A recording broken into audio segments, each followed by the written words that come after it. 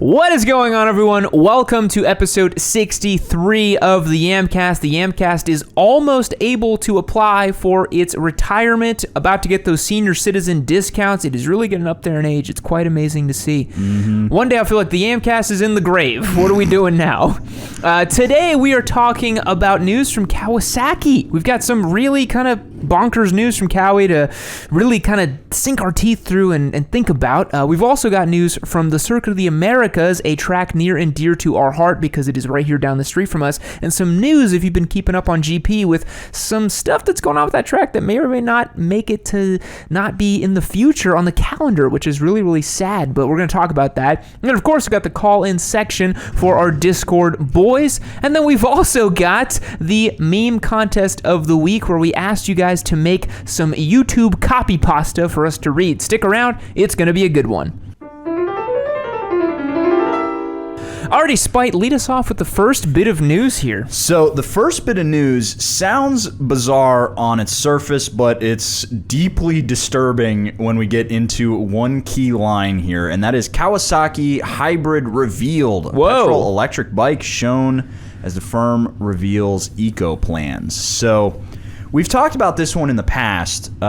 Basically, Kawasaki having this electric vehicle push, and they've tossed around the idea of a hybrid electric motorcycle, but now we're actually seeing what it. We're actually seeing it in reality. Yeah, which is pretty cool. Now, hybrids obviously been around in cars for decades now. It's not new technology, but hybrid motorcycles, definitely not. And it's one of those things where, honestly, Kawasaki, between their supercharged bikes and some of their other projects, has been kind of leading the way and kind of really forward-thinking motorcycle technology, I would say. Yeah, Kawasaki, I mean, they're really trying, for what it's worth, they're really trying to make a motorcycle that... Except with their 650. Yeah. They don't try there. It just works, and so they're like, yeah, forget it. They do try to put some effort into making a motorcycle that is fun and different and unique. And they're the only one making a forced induction motorcycle. Yeah. Suzuki, you could have done that. Suzuki could have done it, but they didn't. Yeah. So they've tossed around this idea of, good God, with this. Anyway, we won't have to deal with that noise anymore. Yeah, we won't have to deal with that noise. At this point, I want them to just back up into our door and just start revving it, you know? Yep. I feel like that would just be the pièce de résistance here. So they're really trying to push this, and they're actually trying to push also hydrogen as a fuel source. Now, this I'm really interested in. Alternative fuels, biofuels, that sort of thing. I think in F1, there's rumors that they're going to try some different fuels. And to me, I think that's a much more compelling idea than just electric and battery-powered bikes. What do you think? We talked about Ducati looking into... because synthetic Ducati fuels just straight up said, we're not doing electric. No emozione. So they said no electric vehicles, which I kind of applaud their... ability to dig their heels in here. Yeah. And I think it's probably going to be more ubiquitous as time goes on, because there's going to be a lot of riders out there, myself included, who are going to have a hard time giving up the, internal combustion engine. It just makes such a good noise and it feels good, and you get all the mechanical kind of goodness out of it that you just don't get out of electric bikes. Yeah. I mean, you feel something moving and shifting underneath you. It's nice. They had that one electric bike concept where they were like going to try and match rev ranges and power bands of any kind of bike, but that just feels weird. It felt like an Uncanny Valley version of a motorcycle. Yeah. I was like, this is weird. It's like the sort of thing that you would have at like an arcade, where you're playing like the racing game, and they have the sawhorse motorcycle. Yeah, that's kind of what that felt like to me. It does, but I think Kawasaki's onto something here with maybe making hybrids or that kind of thing. I really wonder how it would ride. I think that's the most important thing for all of us as motorcyclists. We're like, okay, all this new tech is cool. A hybrid bike sounds neat, but what would that translate to out on the road, right? Theoretically, a lot of great torque. Yeah. Because that's what electric bikes do really well. You might get torque and sound. Yeah.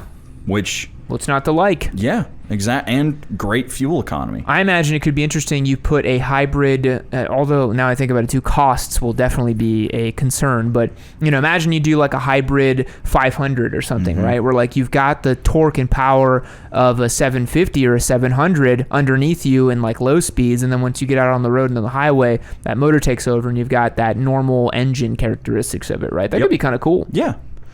And, they're trying to show here that city riding, you'd get your EV power only, and out on the highway, you get all engine power because it's efficient on the highway. And then on a twisty road, you get electronic and internal combustion, which is pretty cool.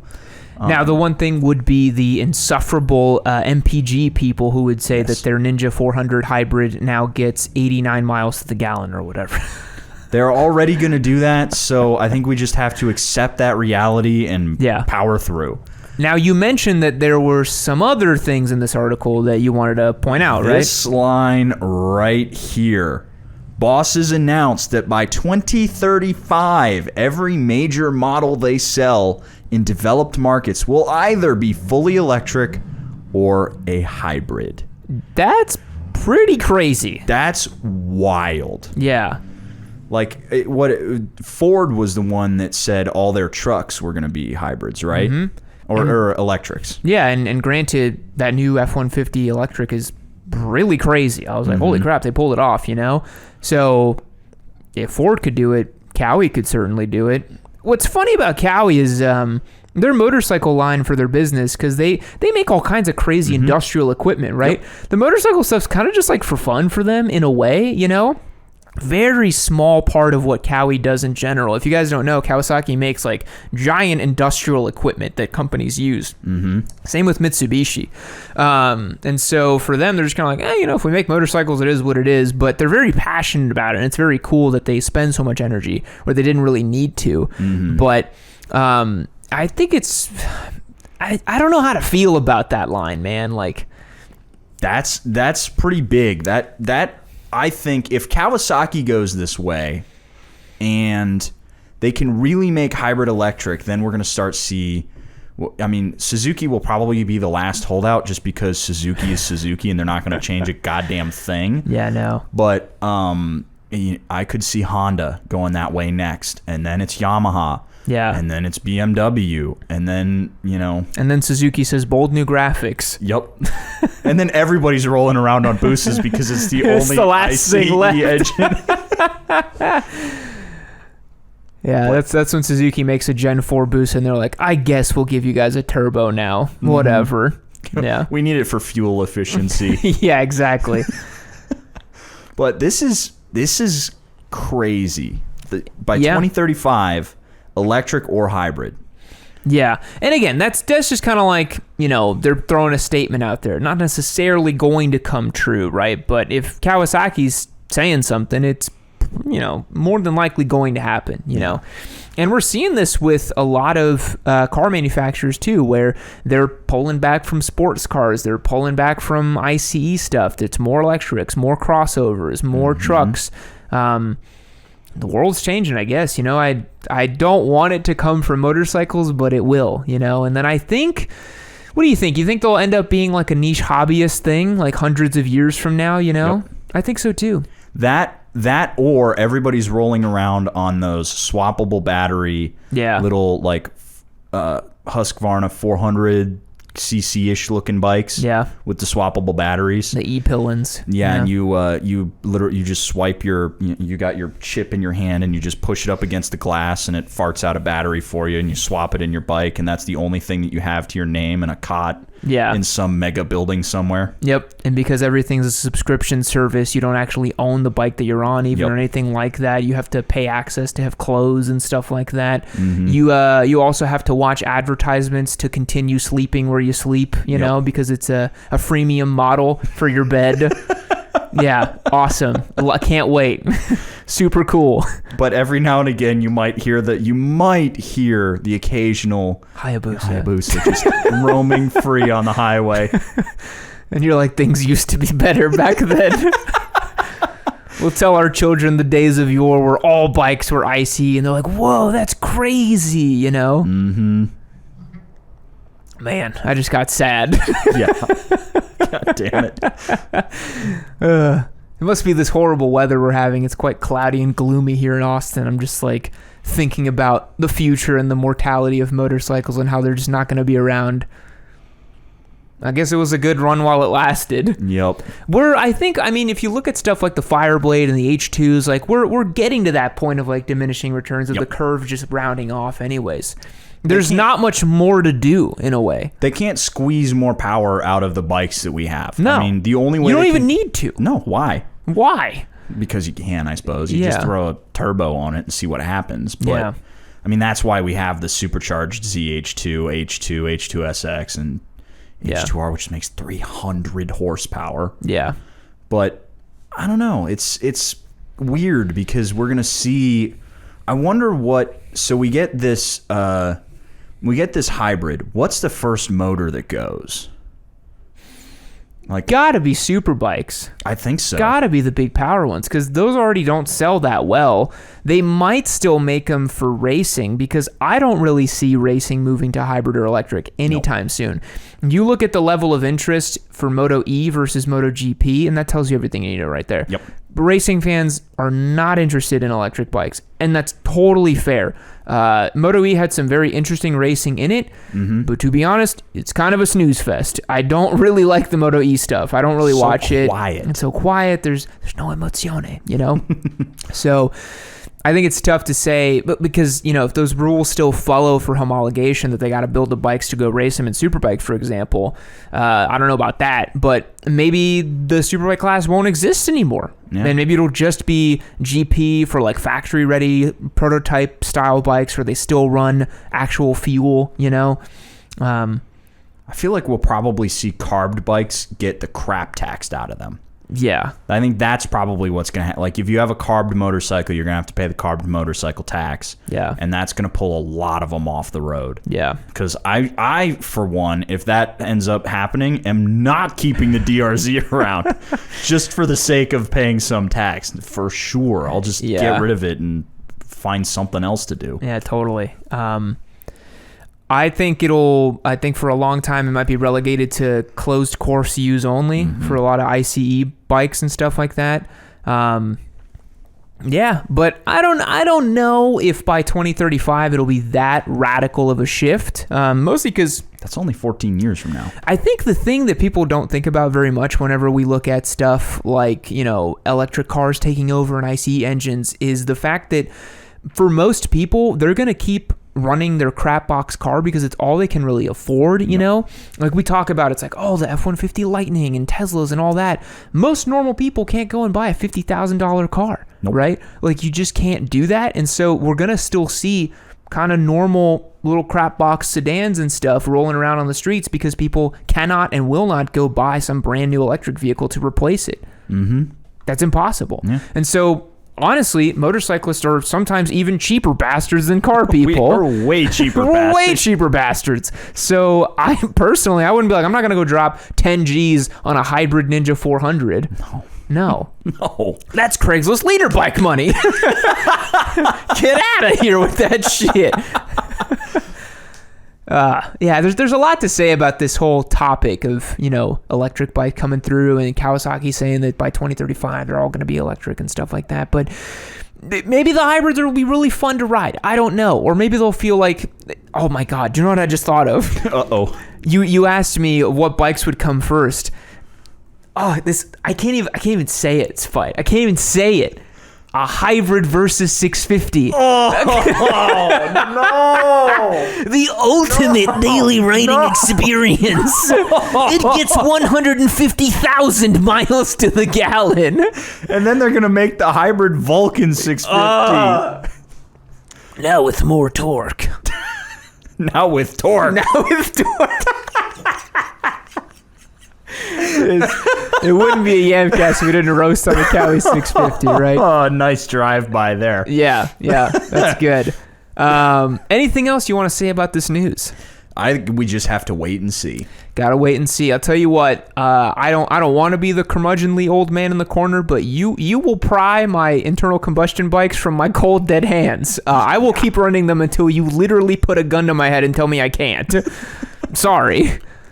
World's already going to shit. Let me ride a bike. God damn. Yep. Yeah. All right. What's up next? Up next, we have our conversation about COTA and GP, which is going to be very interesting. Yeah. So getting people caught up on this, in case they don't know, we just had GP here in Austin at COTA. And the number one complaint from all the riders and teams was that the track is too goddamn bumpy. Yep. And at first, I was watching free practice and I was hearing everyone was complaining about bumps. And I was like, you know what, man? I was just at COTA the other month. It's fucking fine. These guys are babies, blah, blah, blah. And then I saw Marquez go around turn 10 at 108 miles per hour and just go, blah, blah, blah, blah. I was like, whoa, that looks fucking hairy. I was like, it didn't look like that when I did it on my Daytona.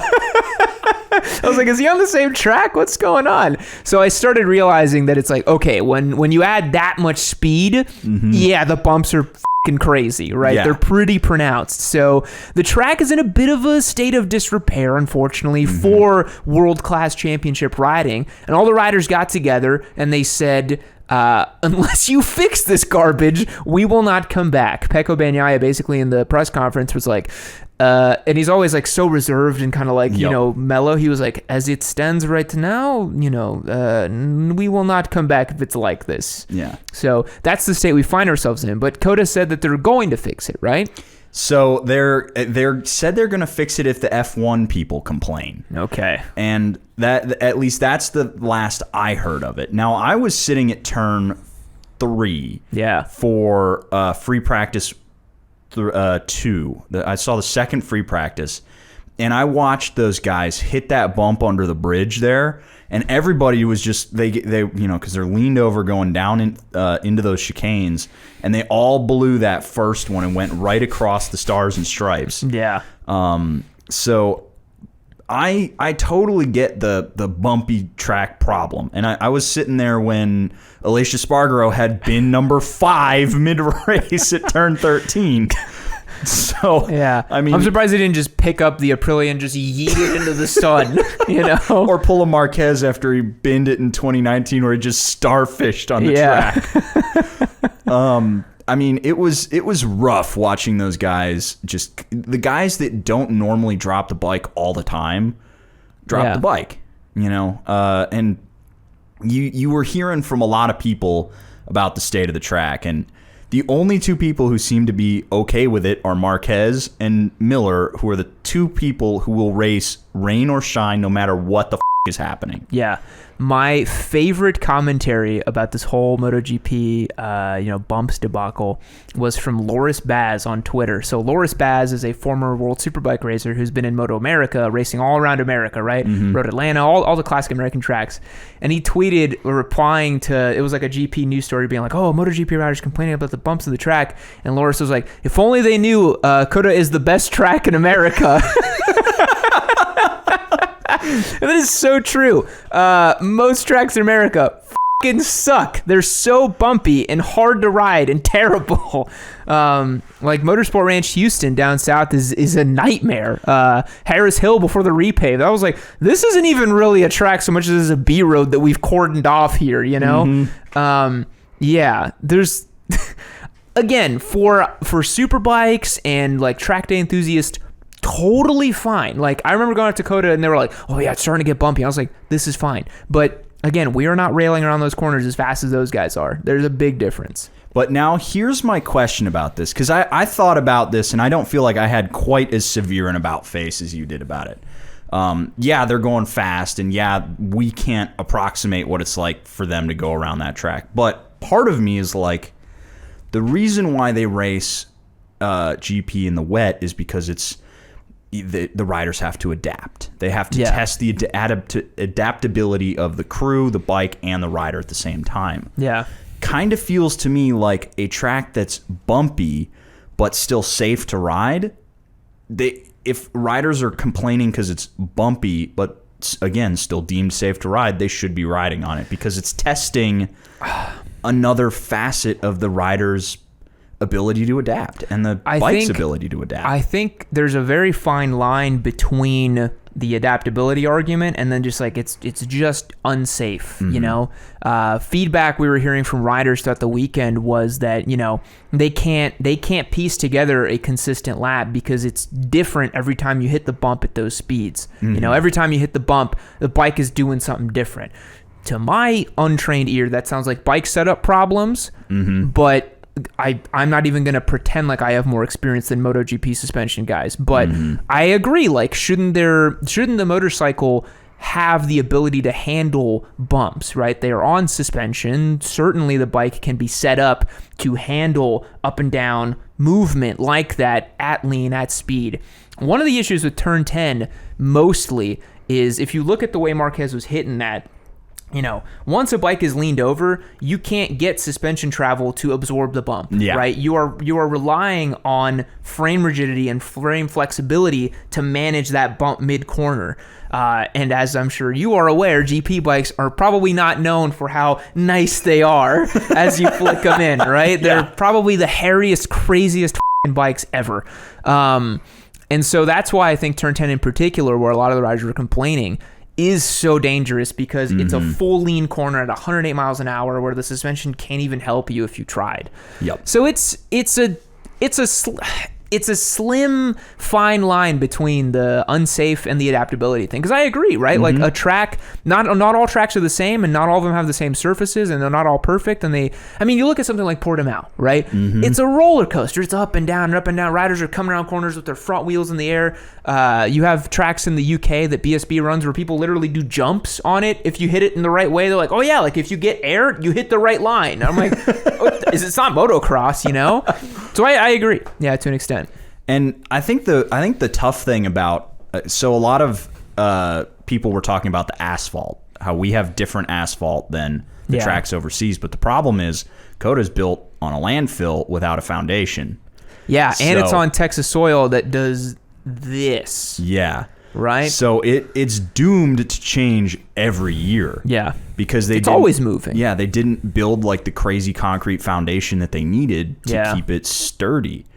So it's kind of like, do we have to do this song and dance at what point do we go, it's better to just rip up the whole track and replace it with the right stuff? I mean, that would take forever and a lot of money, but yeah, it just sucks because when it was launched in 2013, it was seen as this kind of like premier, big, boisterous, you know, grade A facility, right? And it's such an indictment on American infrastructure that Coda is now this kind of like dilapidated, bumpy track. You know, it's like the things we build at first are big, cool, and nice, and then they don't last very long. How American is that, right? Like it's so frustrating. But there's a huge sense of pride in living in Austin. I know. Having GP come here. I know. Like, I want the track to be good so GP can keep coming here because it's one of the coolest reasons to live in Austin as a motorcyclist. It's like, yeah, GP happens here. And you still haven't seen a GP here. I know. Like, God, that's such a stupid story as to why I was not at GP this past. Rolled the dice and rolled them wrong. Yeah. Gambled incorrectly.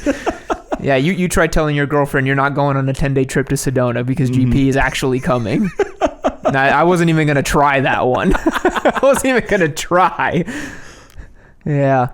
I am sad I missed it, though. But, you know, for being Rossi's last dance at the Horsepower Rodeo, as they call it, he finished, 19th, right? Like he was just... You're not there for Ross. You're there just to see him dick around in free practice, bust some wheelies every now and then, but not, you know... I was there to watch Marquez do what Marquez does. I wanted to see him do what he did, and he did it. Like I was right in I was at turn 12. Yeah. When he pulled off the bike at the end, and he just like waved to the crowd, and I watched him pop that massive burnout on the other side. It was so cool. Yeah. Like you could tell that when he won that race, he was like, yes. Yeah.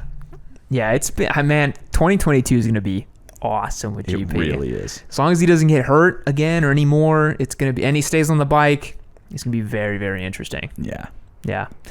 Anyways, folks, with all that being said, that is the news portion of the podcast. We're now going to move into the call-in portion of the podcast. Stick around.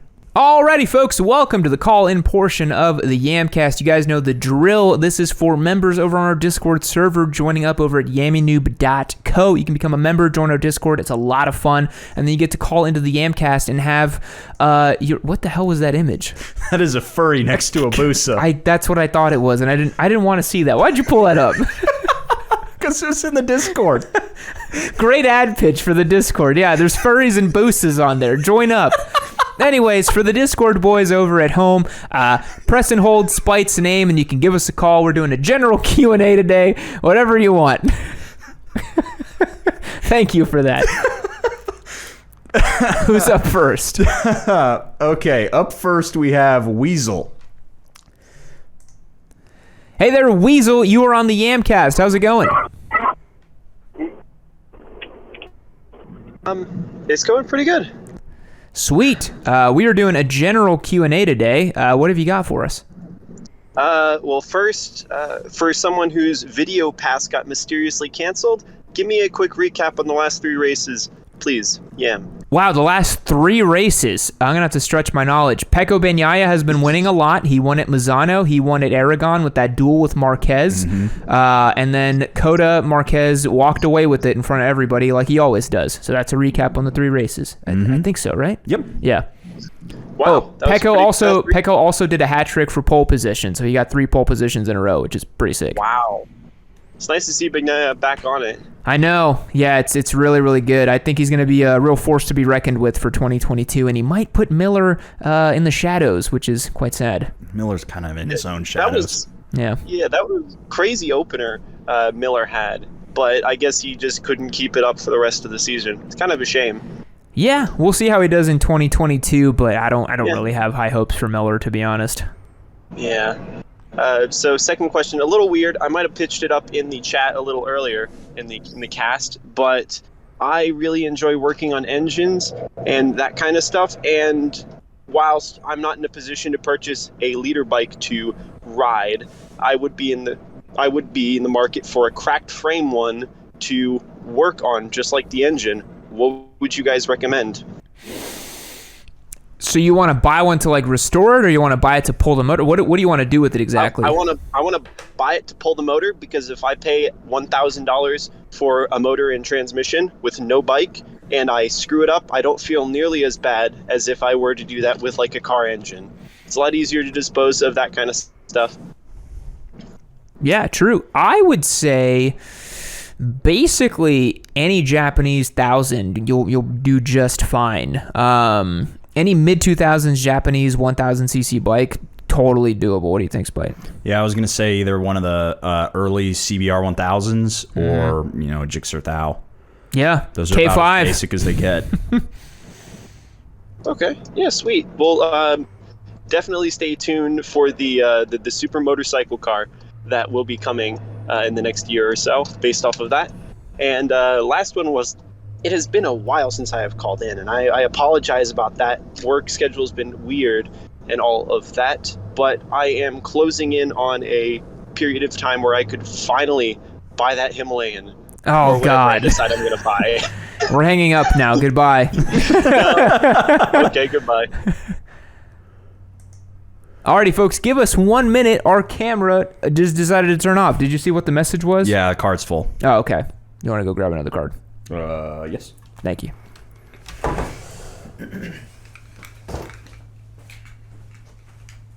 Yeah, I just popped the 64 in there, but I guess we maxed it out.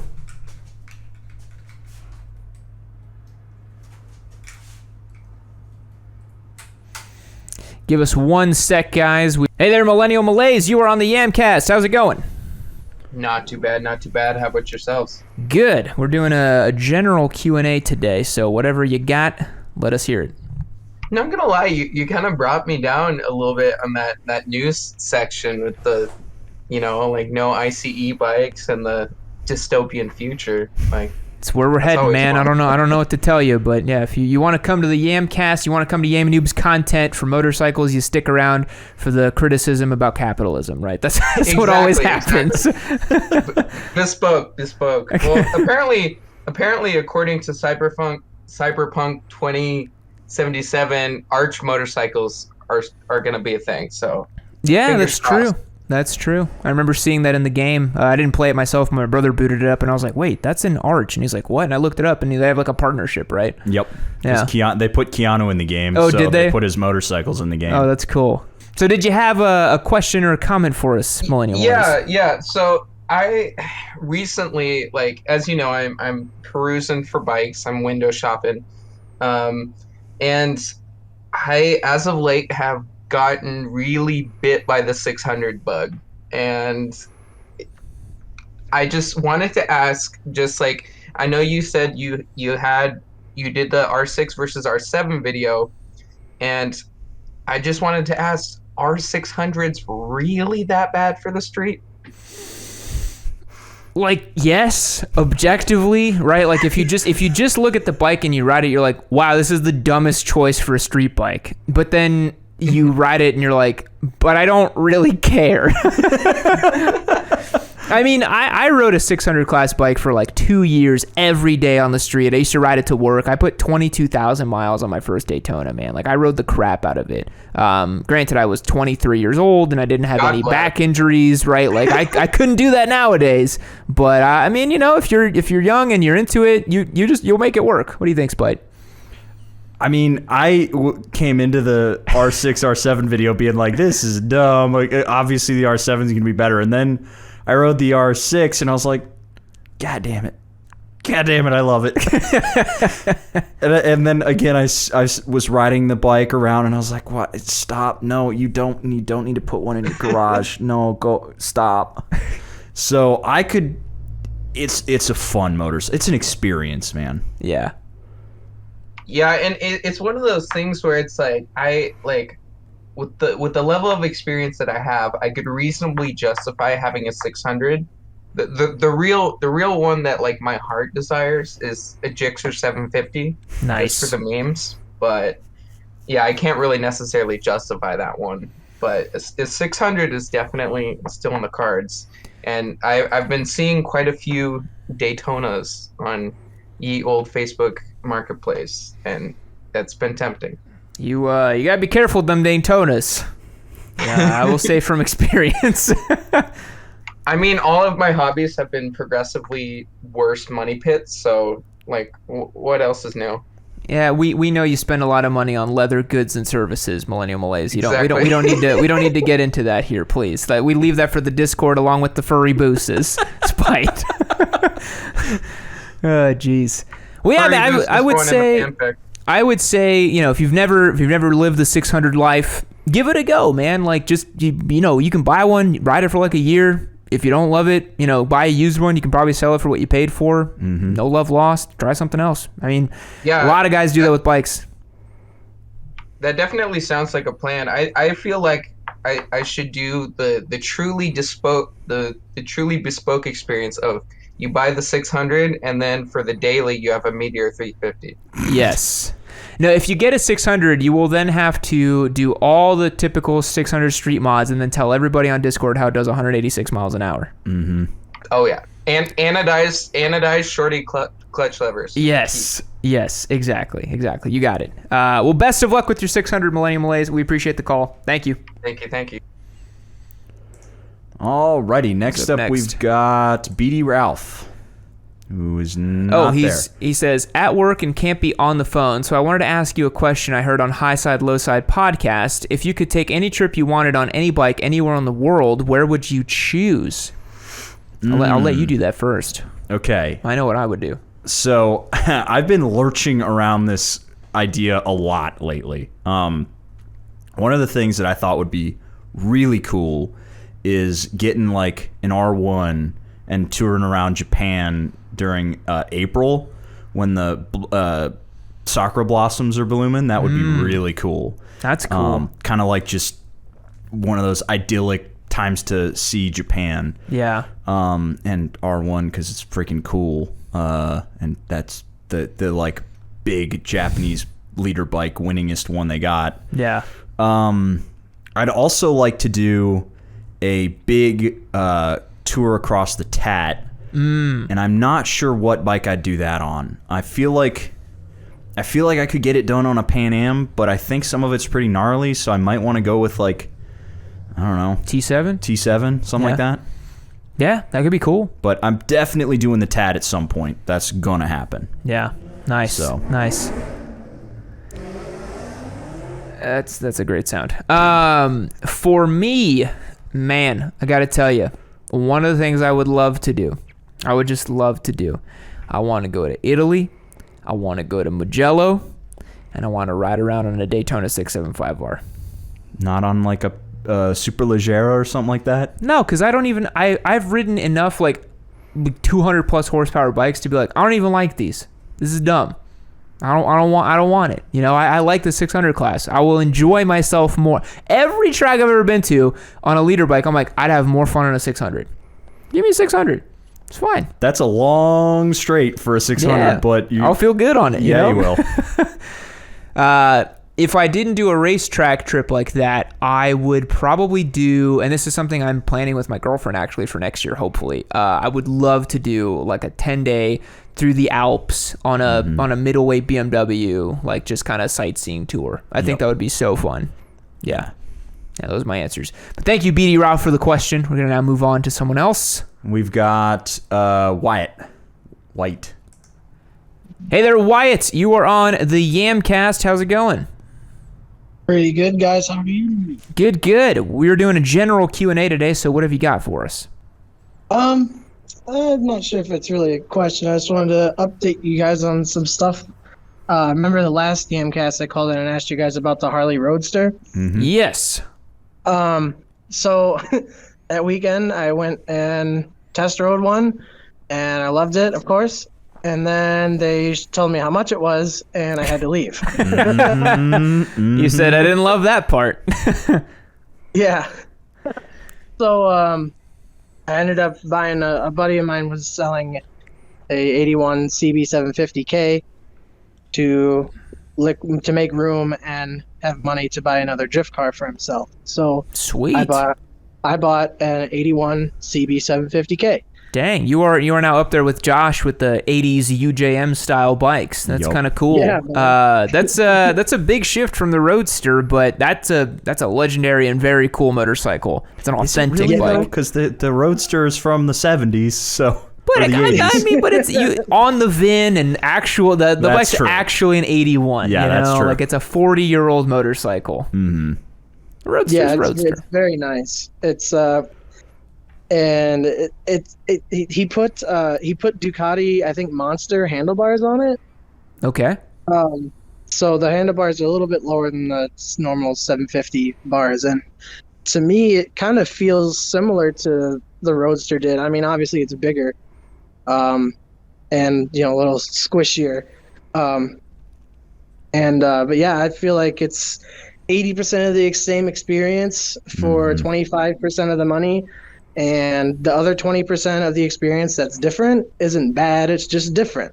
Yeah, I mean, if you think about it, it's a steel cradle frame bike that weighs a lot. You know, it should kind of feel similar. You know, in a lot of ways.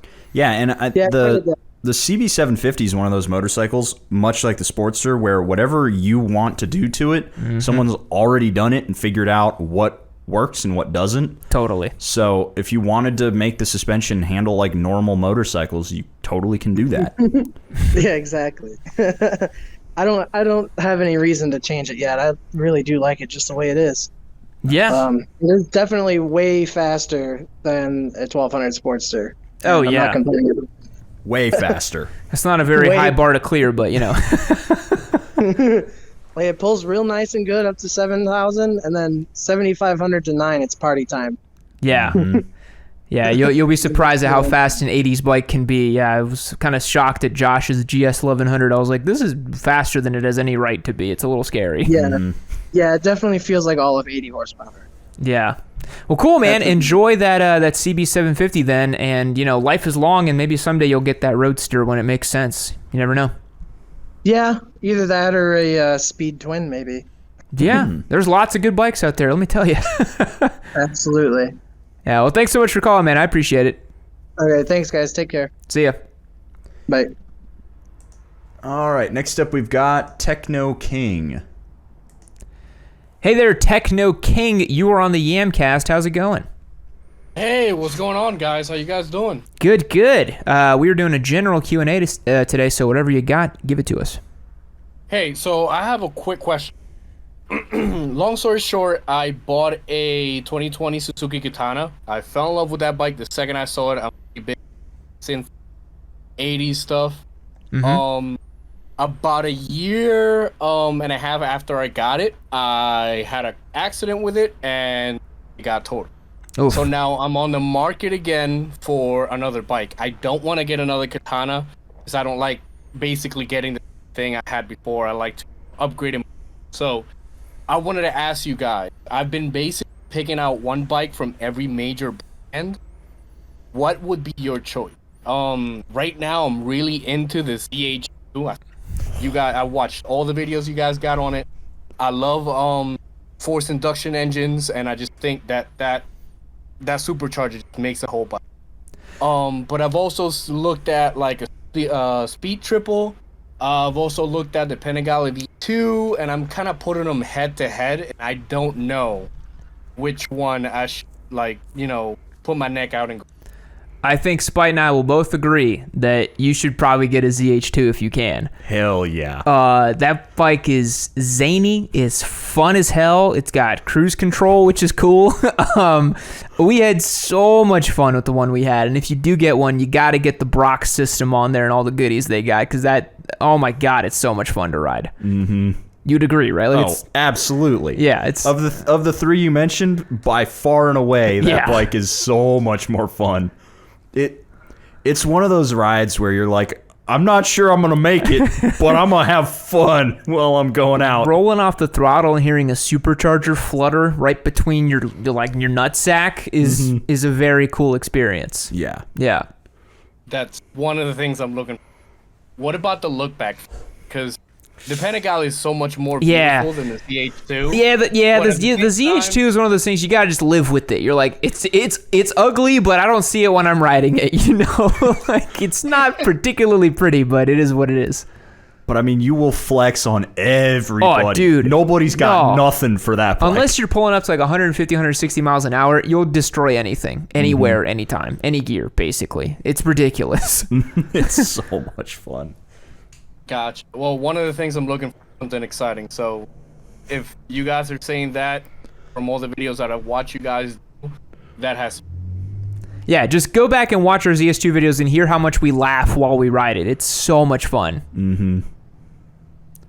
Thank you very much, guys. I appreciate your... Hey, you're welcome, man. Have a good one.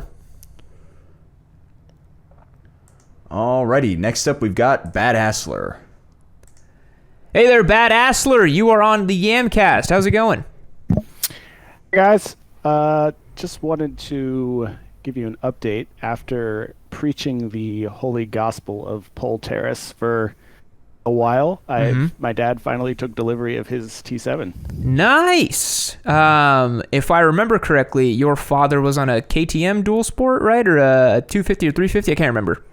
He has a 350 XEF, which is the dirt bike. Nice. He's got a couple other street bikes though, but he wanted something to like go ride up around Mount St. Helens and go do fire access roads and that kind of stuff. Nice. I guess is he now going to try to do similar stuff with the T7? Is that what he's kind of got in mind? We talked about trading the dirt bike with my dual sport because he doesn't really, his knees kind of bother him, so he doesn't really do single track and stuff like I do. Mm-hmm. And I've kind of been looking to get something bigger than the 250 for a while. So I've been playing around on his 350, but honestly, like it doesn't really feel that different from my 250. So I've been, fighting the brain demons to go buy a 500 EXCF. The 500's got so much torque though. Like that's, come on. Why not, right? Yeah. Life's short. I mean, you can make them as fire breathing or as tame as you want to. With, any number of aftermarket stuff, but I guess given that my question was, I guess despite like he's been kind of mentioning more and more that he's kind of getting into the ADV life, and I was curious if he's like started to focus in on something, or if he's shopping around. So I am going to take my Supermoto, my SMCR, and I'm just going to build it up the way that I want it to be built up, and I'm just going to do some stuff with it. So we're going to see what happens. So what that means, if I can translate Spite speak, is he's going to put probably Shinko dual sport tires on his 17s on his Sumo and go ride it off road. I don't know why. You have a DRZ. You could just put 21s on it, 21 on the front, 18 on the back. You could literally have an adventure bike. But the SMCR is rideable on the highway, and the DRZ is not really. I take my WR on the highway. Yeah, but you are also 160 pounds. That's true. The DRZ begs for death around 70 or 80. I don't know. I also love the Supermoto, and because it's based on the 701 690 Enduro platform, like they designed that bike first and then they made mine. My bike has a lot of adventure stuff that just bolts right up to it. Yeah. And I'm not looking to crush single track or anything on this, but I've taken it down a couple of fire roads and it's pretty fun. Mm-hmm. So why not? I think we can say if the Gixxer was able to hill climb on RS10s, you can do it on your Sumo. Oh, absolutely. You can do it. I was gonna say there's not much you probably can't do aside from like hard enduro on a DRZ. Poltaris could do it. Mm-hmm. Oh yeah, definitely. Poltaris could probably run Romaniacs on a stock DRZ, and he's like, "This is fine." Yeah. I don't know why you're doing that with your adventure bike. It'll make you feel all that much better when you get tired of the DRZ and buy a fully pimped out adventure bike. Yeah, I mean, I'd love to go get a full-on adventure bike, but it's just those cost money, and I got a bike already, and the bike has the ability to be modded 6 ways from Sunday, so, and I can get 85-ish crank horsepower out of it if I want to. Then we should do another Big Ben trip where you take your Sumo and I take my sled, and we then again take like bad bikes doing like good dirt roads type of thing, you know? That would actually be really interesting. Because then they're like directly comparable almost. Yeah. What's funny is I hadn't ridden the sled off road in a while, and I just like kind of put new tires on it, spruce it up, kind of get it ready to ride it again, and I put it off road again, and I forgot how much of a pig it is. I was like, holy crap, dude! Like, this is a handful of a bike off road. I was like, Jesus.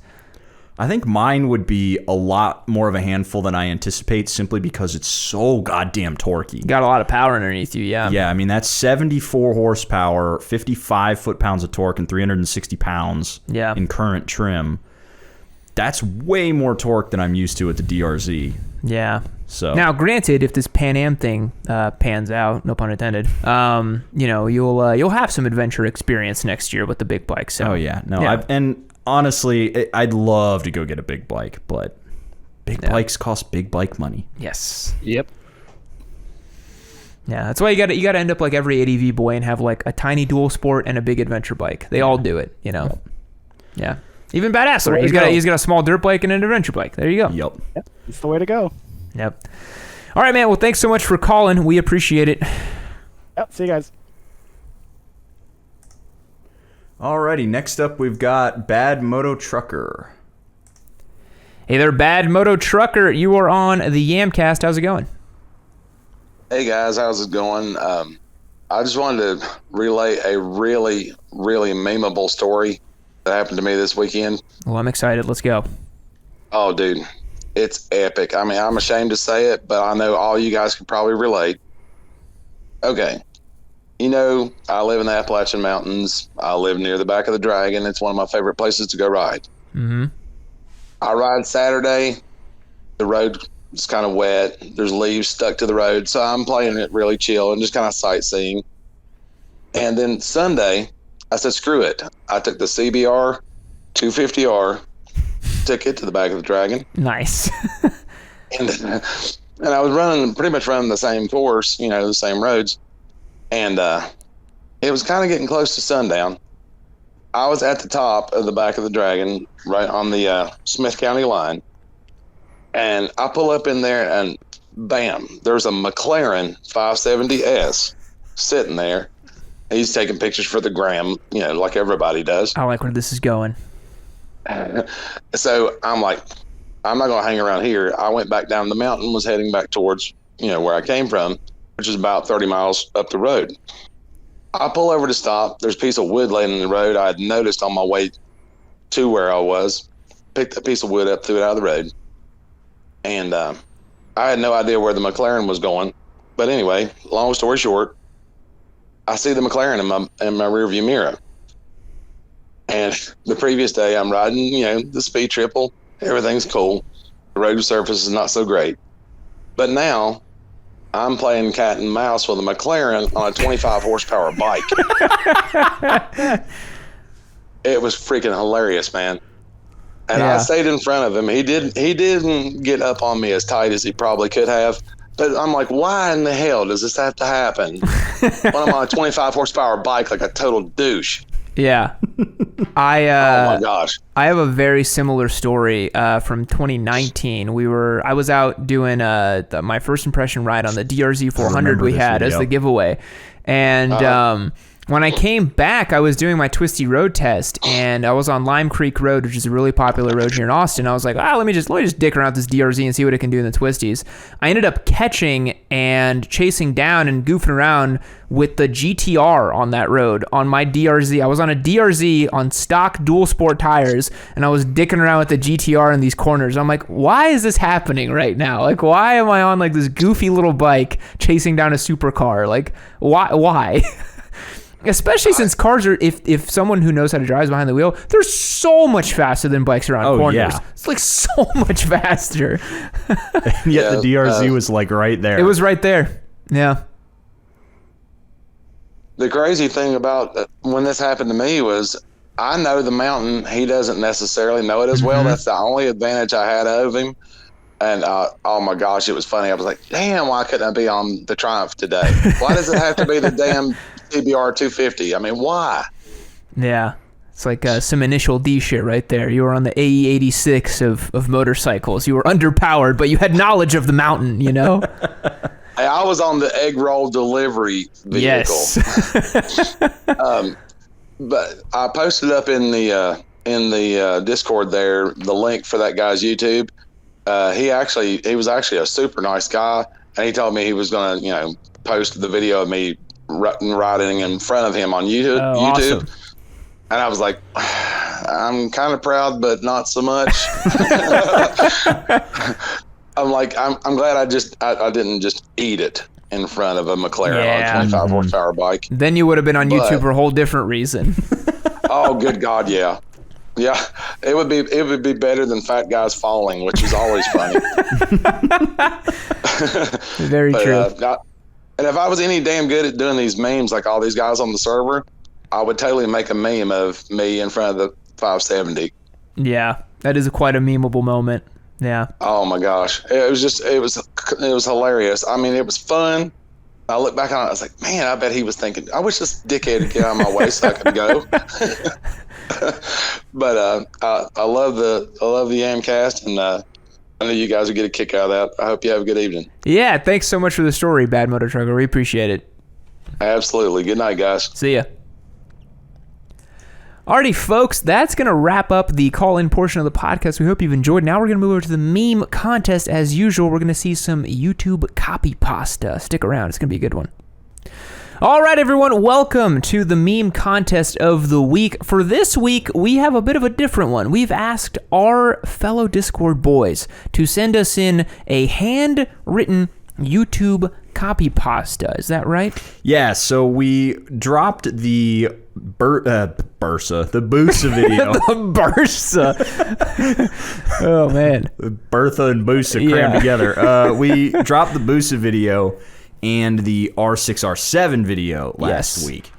And both of those videos were going to have some spicy comments in them regardless. Yeah, and if you scroll through the comments on those videos, there are some choice copy pastas you could grab and some absolutely ridiculous things people left us there. And so I told these guys to go in there, get some inspiration, and then write a copy pasta response to one of those videos. Yeah. And we have 10 of them here. I'm very excited. So Plus a bonus entry. There's an 11th that didn't quite make it because it's not really a copy pasta, but it's close. All right. So these are all written by these Discord boys, and now I have the unholy task of reading them on the Yamcast. So let's get started. Who's up first? Owl Citizen is up first.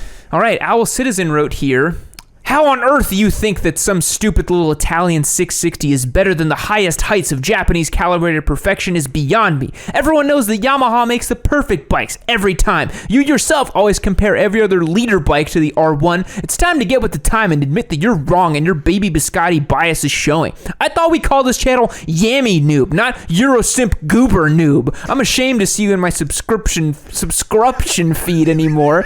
I will be taking myself in all my likes and viewings and leaving. Goodbye. Don't call. This is a very popular format of comment of people just indignantly telling me to go fuck myself and how they will not watch anymore, as if I care at all that you don't watch.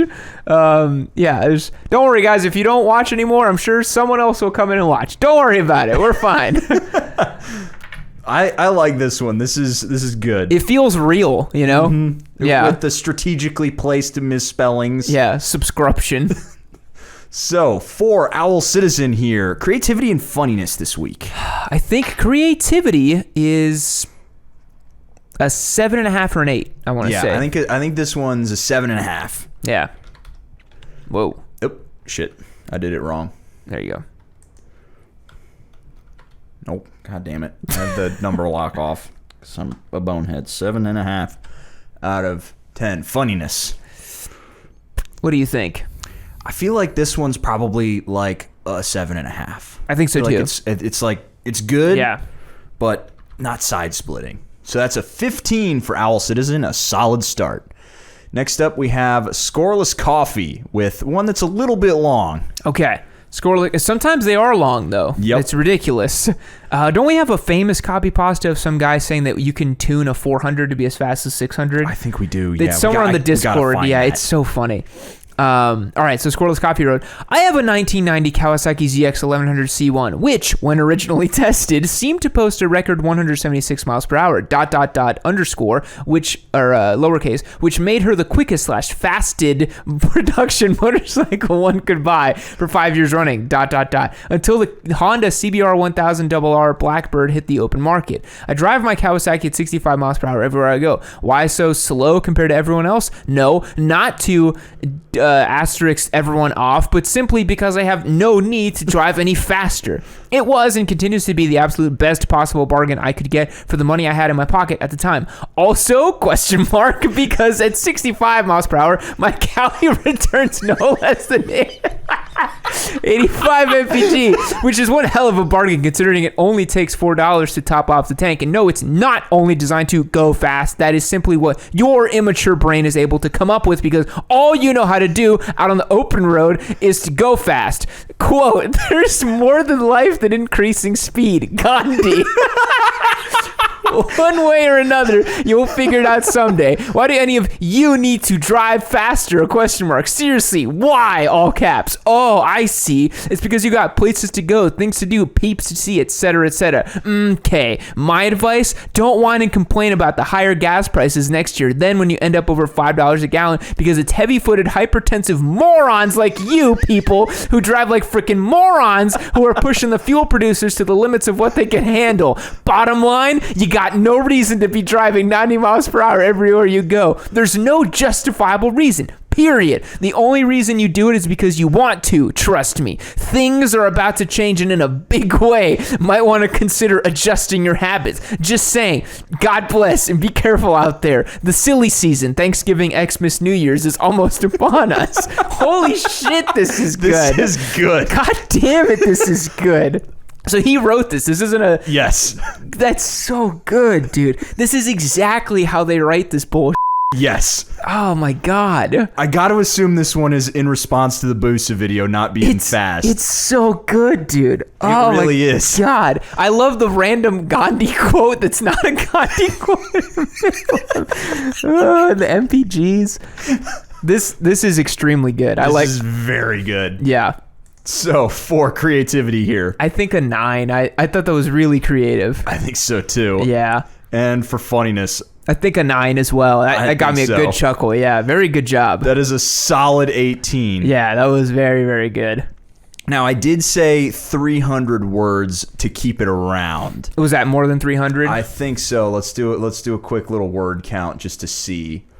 We've got the tools here with the word count. That's 324. He's right there. He's all good. I is? consider 324 to be around. Okay.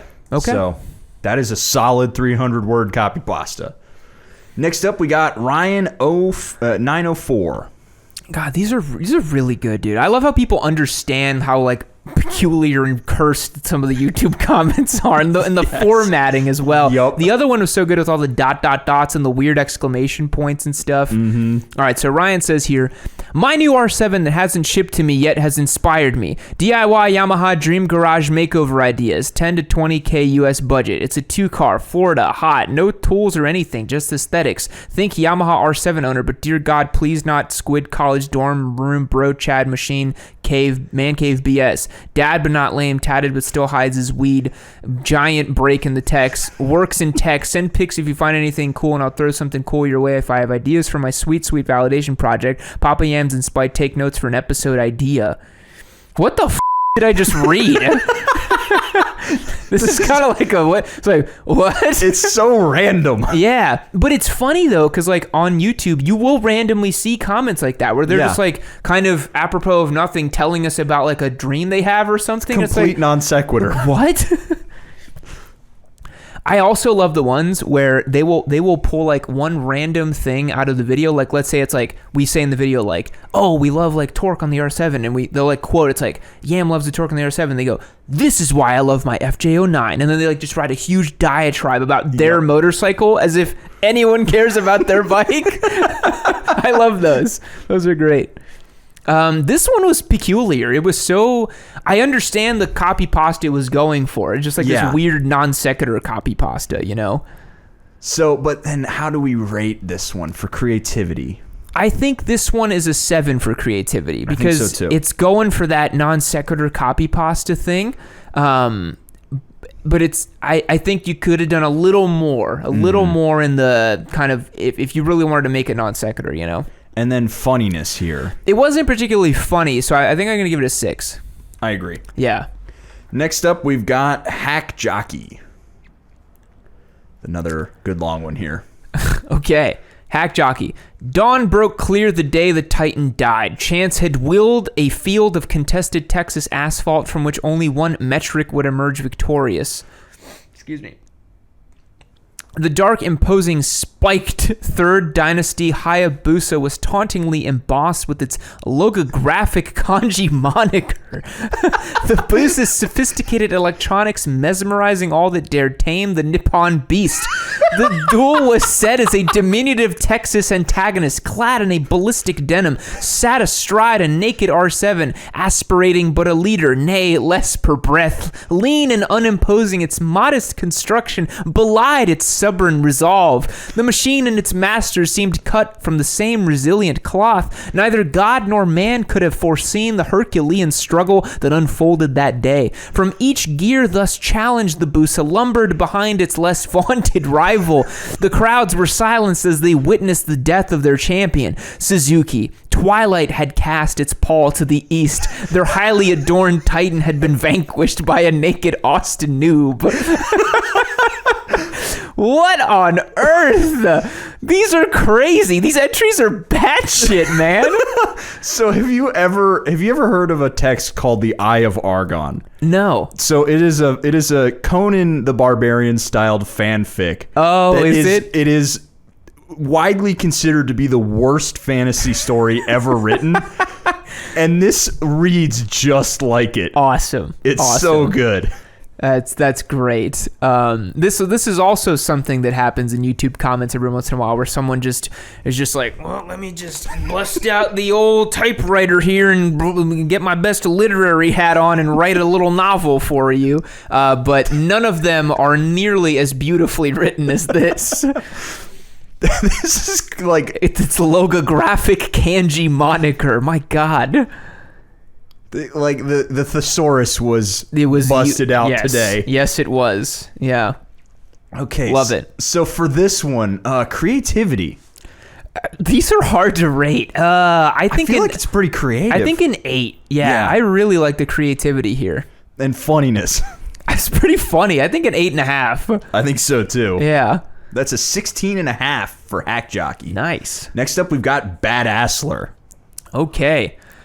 I already just looking at this, it looks like a YouTube comment, which I'm loving. Correct. Yeah.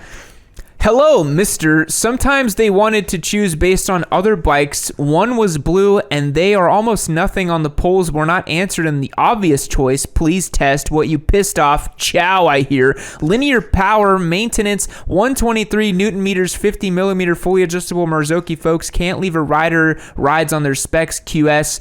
If you compare this thing before I do, you can say it fixed. LOL at the track where... At the track you were, is it? Oh, fuck, that's hard to read. Well done, bikes. I've had to go more horsepower with Italian equals no way. I replaced them to take it like it's about as 100 horsepower and CBR 650R. Pokey adjective, annoyingly slow / boring compared to leave it comes on the saddle. Race them! We are much less to ride an engine that need help, man. Yammy temper tantrums out how to a pipe, and I'm sure the tables would love to go ham. Get 200 bhp. However, there's to put a 75-pound handicap for a 2, very similar if they may not try 60 in rain mode. 1, cause that Busa. Did you have one versus this? Clearly indicates the same gear at a sad gimmick these videos, so why not trying to mid-level lately? This one, even aerodynamically, Yam can go throw on getting the stock pipes, man. Between both the blow to carve up like it's the definite disappointment for a Karen. The Busa's plus 200 pounds, spite being the need the box. Gen Busa, I have walked away. It's a better overall package altogether. You're telling me the benchmark bike I just can't believe is far too many Busa. I suspect operator error, OE, or skill. I'm smelling some hidden footage. Of course it's gearing.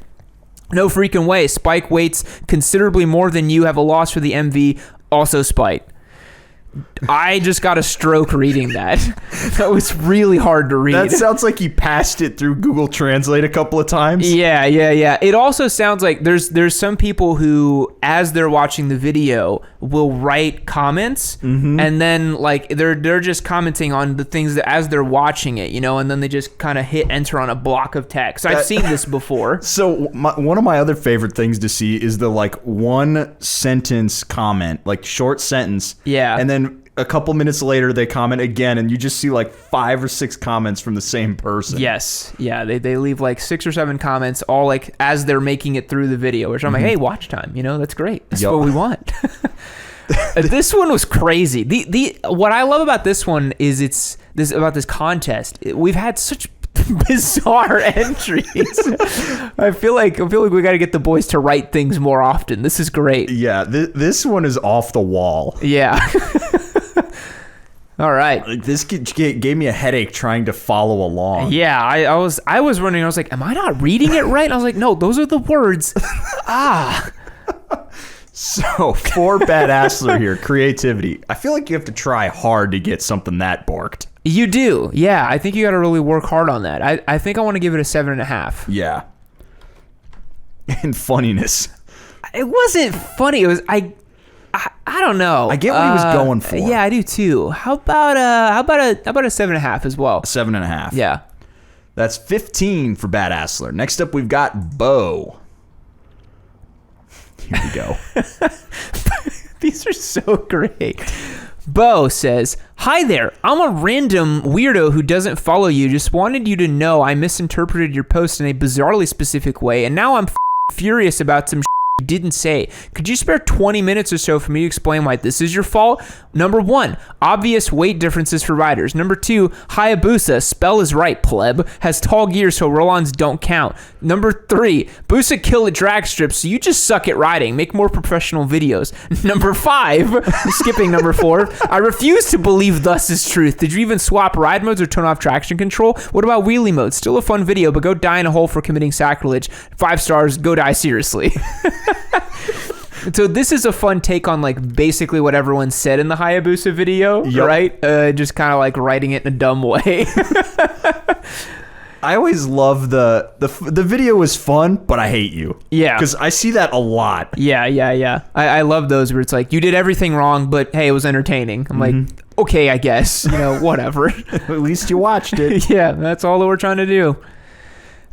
Cool. I like that one. Yeah. So for Bo, creativity here. So it's more of like it's like a critique on the YouTube comments we've seen. It is not in and of itself a copy pasta style thing, right? Yeah. It feels like it's not quite the copy pasta that we were looking for. Yeah, we were looking for someone to be like, this would be like a comment on YouTube. Yeah. Right? So I think for that, we'll give it like a 6.5. Yeah. And funniness. Pretty funny. I think a 7. A 7. Yeah. Yep, there we go. Push the right button. Next up, we got Minte. Classic. Yeah. I love this copy pasta. He said, what the did you just say about the Gen 3 Busa, you little I'll have you know, I graduated top of my class in the Squid Academy, and I've been involved in numerous secret raids on Harley Boys, and I have over 300 confirmed R1s chopped. I am trained in tank nooners, and I'm the top squid in the entire Jixer forces. You are nothing to me, but just another target. I will skywalk you with the precision of likes of which you've never seen before on this earth. Mark my words. You think you can get away with saying this about the Gen 3 Busa over the internet? Think again.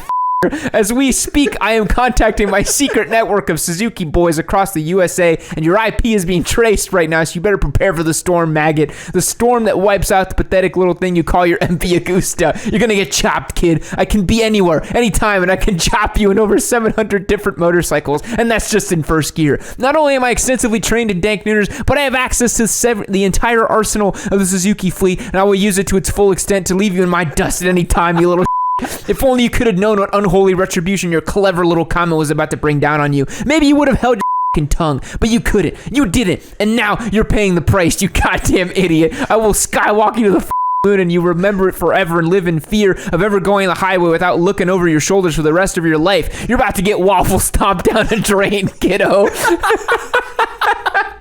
I love the marine copy pasta. The marine anytime I see what the you just say, I'm like, there it is. Here we go. Yep. Don't have to read the rest of that. Know what it is. But I love the clever changes in it, That was good. So this, kind of like the last one, it was like a twist on what we asked for, because we wanted this would be like if someone had written it. This is like a known copy pasta, but a great adapted, execution. Yeah, I liked it. So creativity here. I think it's a known copy pasta, so he grabbed it, copied it, and changed around some of the words, but they were funny the way he changed it around and well made the way he changed it around. So I think a 7.5. A 7.5, I agree. And funniness. It got a good chuckle out of me. I think an 8. An 8. Agreed. Yeah. Next up, we've got Hartman Foskari. All right. Hartman Foskari here writes, the validation is real. Yami may think he was dissing on the Gen 3 Hayabusa, but he was actually making a video about how awesome DCT is and its versatility if made simple to be put into any bike. The fact that the Hayabusa is now semi-automatic and can be turboed for more power just shows how awesome DCT is. Thank you, Yami and Spite. Validation at last. Huh? So, I know what he's trying to do here, but that's not... What is he trying to do? So... He's Is this the guy that's like the DCT evangelist? Yeah. I've seen him before on Main, where he's just like every other time he's just like DCT is the best thing ever, right? Is that the guy? Yep, okay, this I've is seen that him. guy. Okay. So he's basically just taking his Discord DCT evangelizing and turning it into a meme in real life. For shame. For shame. So, for Hartman Foskari here, creativity. What do you think? I mean, it's not really a copy pasta. it's kind of like, I've seen some comments like this on YouTube, or like we said, they just randomly start talking about something else. It's not really related in the video. So maybe, I think a 6.5 for creativity. 6.5? Yeah. And funniness. I think a 5. I didn't quite understand. You know, it's kind of like an inside Discord joke, I think, so. Yup. Yeah. And now we've got 2 heavy hitters back to back. Here we go. I'm excited. So we've got German A2 Boy up first. All right, German A2 Boy says, "Hello, Mr. Noob. I wanted to say, I have been a fan of the channel for years now. I was one of your biggest fans. I collected stickers. Even the first video I found very invigorating. That was all very good, and my wife liked it too. But then came the time where it all went uphill, if I can say it like that, when you had your breakthrough and wrapped that bike in Ahegao, and I didn't have that much sympathy for you. I thought it really horrible how you did not ride in 6-car, how you did all macho in your commercial videos. I didn't like that. Though I have to say that I was really one of your greatest fans. I collected all matters of your postcards. For example, there was one, I believe, of Spike in front of a tremendous Spanish rock formation." I don't really know what video it was, but I really don't want to get into that a lot more. What really got me was how you could do this, how you could compare this bike to the Aprilia. I believed in Yoi for years, and you compared a glorified Ninja 650 to a perfect bike like that Aprilia. It is like a Ninja 250. It can't perform. All you are doing at this point is sitting at galas with drunken sponsors and bike dealers that shoot you money up the crapper. Back in the day where you were cool as it gets, but now you're doing videos with Paul and other non-family friendly content that's lammered off, and I don't want you to contact me ever again. So this is another format of comment I've seen a lot on YouTube where people say things were different back then. You've changed. This isn't the same anymore. And to that I say, life has changed. Nothing remains the same. It would be quite strange if 3 years after doing the Hentai Hornet, I was doing, guess what? Another Hentai Hornet. I would be bored out of my mind. I like doing different things.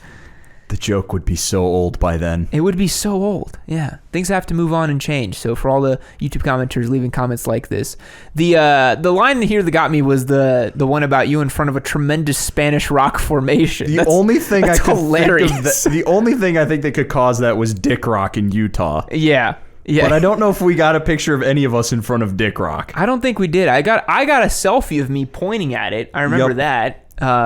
Because it was a tremendous rock formation. It really was. I remember how disappointed Steve was when I was like, this is the best thing I've seen all day. He's like, really?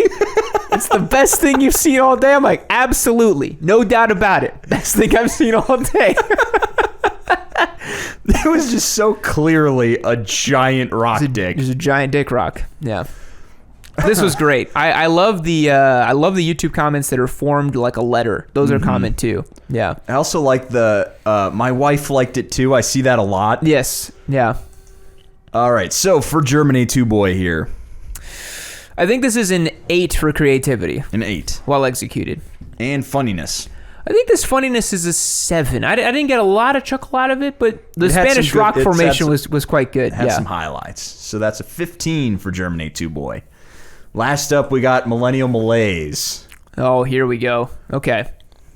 Millennial Malaise says, you call yourself a lover of the Hayabusa and think your so-called review is cute? Please. You don't know the first thing about Hayabusa culture. First of all, it's highly offensive for you to shorten the name of this prestigious legendary motorcycle to the pejorative name Busa. I'll have you know that I'm a decorated and tenured leader in Hog Hayabusa Owners Group and a top CMRA rider at my local track, and I've logged over 60,000 miles on my Gen 3 Hayabusa alone. You are nothing to me but another ignorant troll. You wouldn't last 4 seconds on one of our Sunday afternoon formation tribute rides. Real Hayabusa men follow the rules of the road and conduct themselves with the most utmost respect for the authorities. Reckless riding like your highway poles, burnouts, and leaning more than 25 degrees only serves to pump your fragile ego and does nothing to help you understand the philosophy of riding. Squids like you have no idea the cultural significance of the traditional pre-ride tea ceremony, knowledge of the holistic performance properties of nitrogen, or the zen-like art of valve adjustment maintenance. Is it as exciting, but most likely not as much? The difference difference between, may Amaterasu forgive me for uttering this term, a Busa boy and real Hayabusa men is we don't get boners from childish pursuits like speed, acceleration, or woolies. Instead, we derive orgasmic pleasure from the honor that comes with the respectful precision of riding exactly 5 below the legal limit. Jesus Christ, that's good. Yielding the right of way to a hero police officer, God, or judicious usage of both turn indicators and hand signals to make intentions clear. Consider this an education and a warning. Next time you so brazenly attack a noble lifestyle you know nothing about, I will not be as merciful. This was masterful for lots of reasons. There's sprinklings of other copy pastas in it that I loved reading. Yep. And some of these lines are so good. This might be like line of the year for me. Instead, we derive orgasmic pleasure from the honor that comes with respectful precision of riding exactly 5 below the legal limit. AKA every versus 650 owner. This was good. One of the things about copy pastas that I love is they are like sometimes so like attacky, you know, they just want to really tell you something, you know, they're just like, listen here, you know, that's always the vibe of them, you know? Yeah. It's always, I always, whenever I read them, I imagine some like 48-year-old dude just being like, listen here, bucko, like I'm going to tell you something. And you're like, why are you writing this? I also, for me personally, I love the Hog Hayabusa owner group there. Yeah. That's so good. I'm a decorated and tenured leader in Hog. I have logged 60,000 miles on my Gen 3 Hayabusa alone, which is hilarious because it just came out. So then, like, he would have had to sit on the Gen 3 and just like take off and not stop riding. That's great. This one is excellent. That's really good. Yeah. So, creativity here for Millennial Malaise. I think it's an 8.5 or a 9. It's really creative. What do you think? Man, it's really close because I think of that other one that we had, that Scoreless Coffee. Yeah, which is like, it's so, I mean, it feels real. That's the thing about Scoreless Coffee is that it feels real. This one is excellently well written. I feel like this is but if you think about it, if this person would have written it in this as way, a Hayabusa man, he would have written it with correct punctuation and in like uppercase letters, like he would have done it right. That's a good point. I'm by some of that mindset. I could, in that sense, you're totally right. This is a Hayabusa man who wrote this one. I think 8.5. I think 8.5 as well. Yeah. And funniness here. It got a good chuckle. I think 8.5 as well. An 8.5. Yeah. That is 17. Very good. Which means that Scoreless Coffee did take first place. It felt real. It was crazy. It really did. I was like, did he actually just copy this from somewhere? It's so good. And then second to Millennial Malaise. Nice. And then third place is at 16.5 to Hack Jockey. Hack Jockey. And then do we have another runoff down ballot just in case? Nope, it's Minte. Nice. Clean and simple. Now, you said we had an honorable mention. Bonus entry here, which is this ASCII Busa. Oh, wow. That's quite nice. Mm-hmm. I don't know if he made that, but you gotta love some ASCII art. Yeah, and the lines got a little messed up, but it's meant to be all, you know, yeah, all right. One thing. I like it says repost to prove Busa's the best bike. Mm-hmm. That's awesome. Yeah. Kind of an old internet thing there. Some of our Gen Z viewers might not know. Oh, memory went out there. Oh, we'll use this. Good grief. Jesus. Some of our Gen Z viewers might not know about ASCII art. But yeah, that's going to be the Yamcast contest for the week, ladies and germs. Our camera just went out there, so we will bid you adieu over here. Thanks so much for watching. We appreciate you. Catch you on the next one, and we'll see you later. Keep watching, yeah, me know.